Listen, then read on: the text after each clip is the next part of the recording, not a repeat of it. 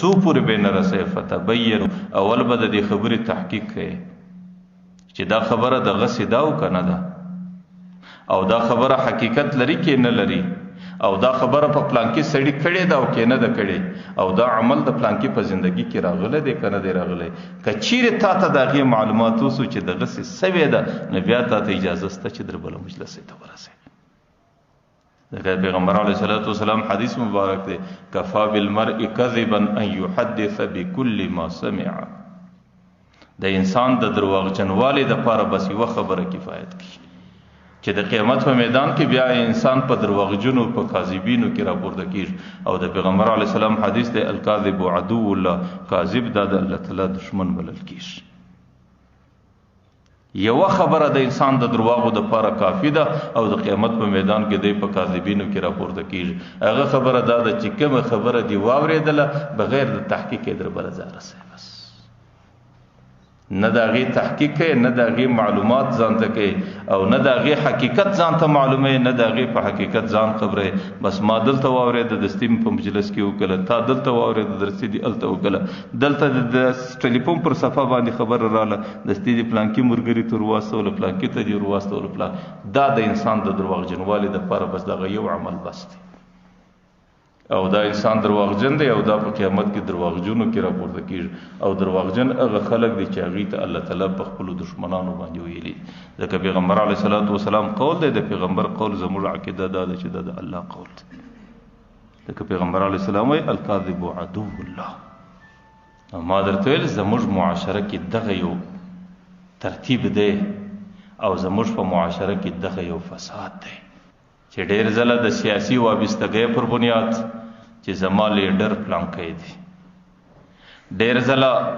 د نظریاتي اختلاف پر بنیاد باندې چې زما نظریه د فلانکی ډلې سره جوړه ده او ډېر ځله د ذاتي عداوت او دشمنۍ پر بنیاد باندې نو په دې کې د انسانانو سره ډېر تجاوز کیږي او په دې کې انسانان د ډېر لوی هلاکت او تباهۍ سره ځان مخامخ کوي حالانکه د مسلمان عادت بدای چې د مسلمان ژبه به ترازوي چې کومه خبره تا په کم شکل ولیدله په هغه شکل باندې د هغې ذکر کول تا ته جایز نه به په هغې کې یوه ذره زیاتوب کوي نه به په هغې کې یوه ذره کمی کوي بس نن خو چې ما کله واورېدله یوه خبره زور سره زیاته کړم چې په دې مجلس کې مو وکړه د مجلس اورېدونکي چې بل ځای کې یوه بله ورسره زیاته کړي یوه بله ورسره زیاته کړي یوه بله ورسره زیاته کړي ما درته ویل اخر هغه خبره د درواغو یو ملغوبه شي او هغې خبرې په خاطر باندې بیا په مجلسونو کې د انسانانو په مابین کې نفرت راځي عناد راځي بغض راځي او ضدیت راځي بلکې د مسلمان ژبه به دا ترازوي چې کومه خبره د په خپلو سترګو باندې لیدلې ده چې دا کار په پلان کې ځای کې اوس بیا که دی هغه خبره در مجلس رسي در بل چا باندې رسي هغې به داسې ذکر کوي لکه یو شی چې په ترازو باندې تلل کېږي ځکه دا د انسان ژبه دا ډېر کوچنی اندام دی پیغمبر علیه الصلاة والسلام وایي جسمه صغیر د دې دا بدنه ډېره کوچنۍ ده و جرمه کبیر د دې ګناه بیا ډېره غټه ده ځکه حضرت ابوبکر رضی الله عنه به عجیبه زندگی زموږ بزرګانو به عجیبه زندگی تېروله حضرت ابوبکر رضی الله عنه یو ورځ دا ژبه داسې نیولې وه پېچله یو چا ورته ویلی ابوبکر دې باندې څه کوې ده ورته ویل ان هذا لاوردني الموارد دا زما د بدن هغه اندام دی چې ډېر ځله یې زه د هلاکت سره مخامخ کړی نو ژبه دا بیا د ټولو بدن یو داسې اندام دی چې د هغې په خاطر باندې ټولو بدن هلاکت ته رسېږي حضرت ابوبکر رضی الله عنه متعلق راځي هغې به په دې خوله کې همیشه کاڼه یو ډبره اچوله یو چا به ورته ویل ابوبکره دې خوله کې دې ولې کاڼه دی ده به ورته ویل چې دغه ژبه چې کومه خبره ضرورت دی او چې کومه خبره مې اورېدلې ده د هغې په مقدار باندې د دې کاڼې سره سره بل چا ته رسولی سم او اسی خبرې او دا کاڼه ماته تکلیف راکوي نو بې ځایه خبرې اضافه خبرې زیاتې خبرې او بې ضرورته خبرې هغه ماته تکلیف راکوي نو ځکه د هغې څخه په دې کاڼې زه ځان محفوظه کوم چې زما په خوله کې کاڼه دی د دې سره بیا زه دا ژبه ډېره نسم استعمالولی ما درته ویل د مسلمان ژبه د مسلمان عمل دا د ترازو شان دی